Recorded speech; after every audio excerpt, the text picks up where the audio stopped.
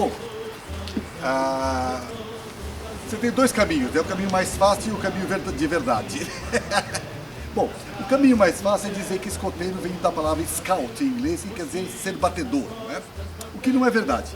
A primeira vez que aparece o termo escoteiro escrito em português é em 1560. É, meu caro, na Carta das Índias de Gaspar Coelho. Bom, 1560 governava o Brasil Tomé de Souza, né? Só para você ter uma ideia. A segunda vez que aparece, Adiel, é 1730, num dicionário da língua portuguesa impresso na França, em Paris. Bom, depois daí para frente, diversas vezes. Sempre nesse sentido de aquele que vai só, aquele que resolve o problema e segue o seu caminho sozinho. Nós adotamos o termo escoteiro para quem segue a filosofia de Baden-Powell, para quem segue o aprendizado, o método, etc., em 1916.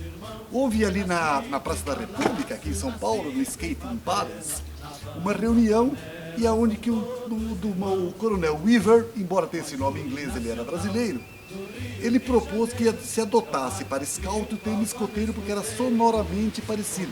E o significado também era harmônico. Porque os paulistas queriam colocar bandeirante. Por isso que as meninas do Brasil não chamam Girl Guide, guias escoteiras. Chamam-se bandeirantes. Isso é de 1916.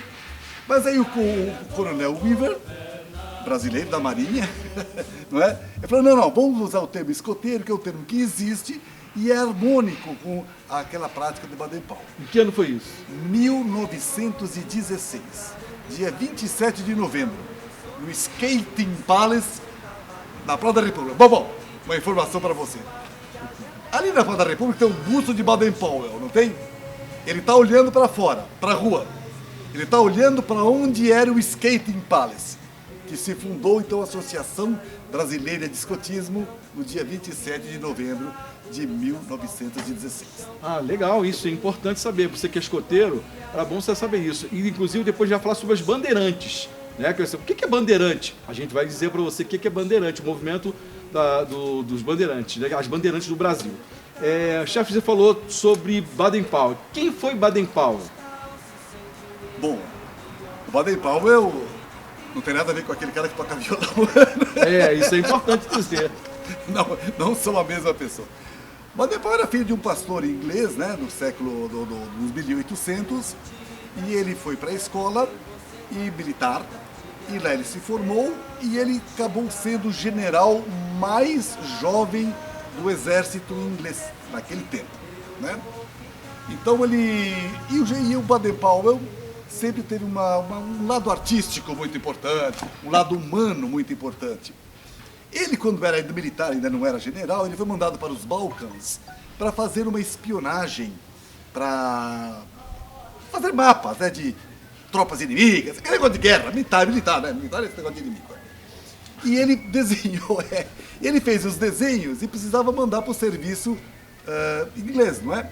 O que ele fez? Ele desenhava borboletas. E na asa da borboleta ele fazia o mapa, né? Então ele tinha esse negócio do desenhista. Baden-Powell, há muitas fotos dele vestido de índio americano, né?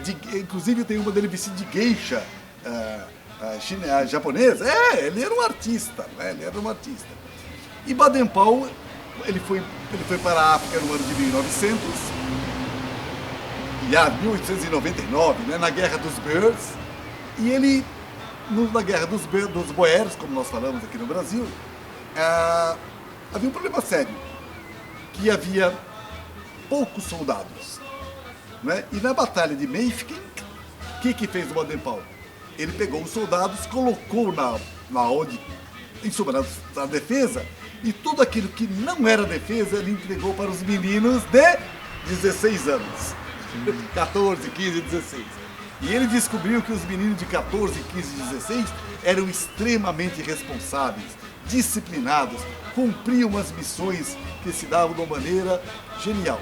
Então o que ele fez? Ele começou a escrever em fascículos, opúsculos, né? Capítulos, dizendo o seguinte: dizendo que era Aids for Scouting, quer dizer, ajudas para os batedores. Então ensinando como é que o cara fica disfarçado, como o cara faz trilha, caminho de volta, que água bebe, que comida não bebe. Naquela época não tinha McDonald's, não tinha nada disso, não é verdade? Tinha que fazer a própria comida. É o sinal de pista, né, que a gente chama. Claro! E ele publicou isso em CBD, em banca de jornal. Né? E ele começou a notar que os meninos estavam usando aquilo em Londres como coisa de bandido. É verdade. Como coisa de bandido. Então os menininhos, vamos dizer assim, os delinquentes, né? Vamos chamar assim, né? Não eram, claro que não. Mas só para grafar, não é? Eles usavam aquelas técnicas de formação, de liderança de grupo com más intenções. Então aí o que ele faz? Ele pega um grupo de meninos em 1907, leva para a ilha de Brownsea, ali em Poole, fica em frente do porto de Poole, na Inglaterra, e faz um acampamento de uma semana, dando um cunho moral. Né? Olha, o que ele diz basicamente é o seguinte, meus caros: você pode ser criança, você pode ser adulto, você pode ser alegre sem ser canalha. Canalha não pode, mal intencionado não pode, não é verdade? Uma má pessoa não pode. Você pode ser alegre, você pode brincar, você pode ser feliz pra chuchu sem entrar nesse lado, digamos, ruim da personalidade humana. Né? Então ele faz essas experiências em 1907 e publica no ano seguinte uma condensação daqueles livros, que era o Scouting for Boys, quer dizer, escotismo para rapazes. Então daí, aí ele vai, evidentemente o escotismo explode no mundo inteiro, isso estou falando, já estamos em 1908, e o primeiro país fora da Inglaterra em que Baden-Powell encontra escoteiros é o Chile. Baden-Powell faz uma viagem para a América do Sul, né, em 1909, e encontra em Valparaíso 600 escoteiros. Então o escotismo na América Latina, ele foi fundado em Valparaíso em 1909 por Baden-Powell na Universidade Católica. Lá no Chile. E no Brasil, quando é que chegou o escotismo no Brasil? O escotismo no Brasil chegou de uma maneira bastante interessante. Um grupo da Marinha, bom, veja bem, naquela época não tinha avião, hein? O grupo da Marinha vai para a Inglaterra trazer o encouraçado São Paulo. Né? Bom, foram evidentemente de navio, né? Não tinha outro jeito. Acontece que quando eles chegaram lá, a entrega do encouraçado para a Marinha Brasileira, feita pela indústria naval inglesa, se atrasou. E eles ficaram lá quase um ano. Caramba, um ano. Sem fazer nada, mas esperando o navio ficar pronto. Né? As viagens eram caríssimas. E nesse período, então, eles conhecem o escotismo na Inglaterra. De volta ao Brasil, em 1910, não é verdade? Eles fundam no Rio de Janeiro diversos grupos escoteiros que a maioria deles não sobreviveu. Né? Mas a semente foi plantada, então, pelos escoteiros do encouraçado São Paulo, que foi trazido da Inglaterra para o Rio de Janeiro em 1910.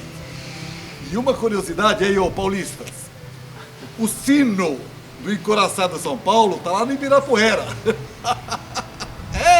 Está lá no Ibirapuera, em frente da Bienal. Então, quando vocês forem lá, lá, encouraçado São Paulo foi quem trouxe os primeiros chefes escoteiros. Então, é isso aí. Então, vocês sabem agora, né, todo mundo já sabia que Baden-Powell criou o escotismo. Então, Robert Stephenson Smith Baden-Powell, né, foi o criador do escotismo, um general. Tinha muita gente que falava que era tenente, que ele era coronel, e não sei o que lá, né? Mas o Baden-Powell foi um general, né? Foi o Sir Baden-Powell, não é isso? Então, vamos ficar por aqui por hoje e na próxima tem mais. Jamboree Play sempre alerta.